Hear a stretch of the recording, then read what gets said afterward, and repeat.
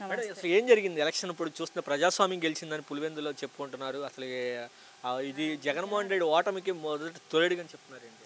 ప్రజాస్వామ్యం ఏం గెలిచలేదు కానీ ప్రజలు ఓటు వేయాలనుకున్నా కానీ ఓటు వేయనివ్వలేదు. కానీ ఏజెంట్లు అనేవారే లేరు. వైసీపీ అనేవాళ్ళు దగ్గరికి పోతా అంటేనే మీరు వైసీపీనా తెలుగుదేశమా అనేసి వైసీపీ వాళ్ళైతే లేదు ఓటు లేదు మీకు ఇది అవసరం లేదు ఇంకా 10 గంటలకు రాపోండి 3 గంటలకు రాపోండి అనేసి దొబ్బేసినారు. ఏజెంట్లు మేము పోయినా కానీ మమ్మల్ని కూడా దొబ్బేసినారు పక్కకి వద్దనేసి. ఎలా జరిగింది ఇది ఓటింగు, ఎలా జరిగింది ఎలక్షన్స్? ప్రజాస్వామ్యంగా ఎట్లా జరిగిందంటారండి మీరు? ఎలక్షన్ ఏజెంట్లు అనేవారే లేకోకుండా ఓటు వేసే వాళ్ళే లేకోకుండా ఒక మహిళ కూడా పోలేదు బూత్ దగ్గరికి. ఎట్లా జరిగింది? మేము కూడా ఓటు వేయలేదు.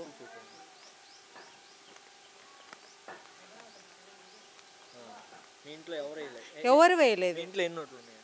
మా ఇంట్లో 7 ఓట్లు ఉన్నాయి. ఎవరం వేయలేదు. మా అబ్బాయి వెళ్ళినా కానీ మా అబ్బాయిని కూడా వెనక్కి పంపించినారు.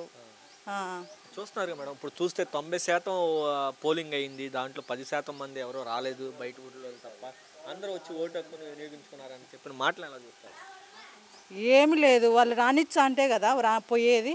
బయట నుంచి జనాలను పిలుచుకొచ్చుకొని బూతుల దగ్గర 500 మంది 600 మంది వేలకు జనాలు ఉండి వాళ్ళతో తోపించా అంటే బయట వాళ్ళతో తోపించా అంటే ఎట్లా పోతారు జనాలు? భయపడి ఆందోళన కలిగి వాళ్ళు పోయలేకపోయినారు ఓటర్ అనేది పోలేదు అసలుకు. జగన్ గారు పులివెందులకు ఏం చేయలేదు, దానివల్ల మేము చేసినటువంటి అభివృద్ధిని చూసి ఓటేసారి ఈ సంవత్సర పాలన అని చెప్పాను. జగన్ గారు ఎంతో అభివృద్ధి చేసినారు, మహిళలను ఎంతో ఆదుకున్నారు, మహిళలకు ఎన్నో పదవులు ఇచ్చినారు, ఎంతో ఆదుకున్నారు, ఏమో చేసినారు, అన్నీ చేసినారు. కానీ ఈ ఎలక్షన్లు కూడా జరిగినంటేనా వాళ్ళకే తెలిసినది వాళ్ళు ఎట్లా తిరిగి ఓడిపోతామనే ఉద్దేశంతోనే వాళ్ళు ఈ పని చేసినారు అంతే.